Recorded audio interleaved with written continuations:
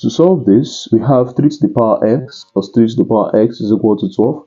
I'll teach you guys how to solve it really fast in case you don't have time. Now, this plus this is equal to 2 times one of this. So you have 2 times 3 raised to the power x is equal to 12. Next thing, divide 2 from both sides. We now have 3 to the power x to be equal to 6. Now, this is a very fast step. Just take the log to the base of whatever is raised to the power x. So log to the base of 3 to the power x is equal to log to the base of 3 of 6. This will be x multiplied by log to the base of 3 of 3. Now, this is a law of log reading that says that when you have power here, you multiply the log with the power.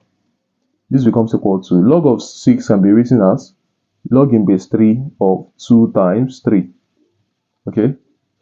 Now, log of 3 in base 3 is 1. So we have 1 times x, which is x, to be equal to log of 3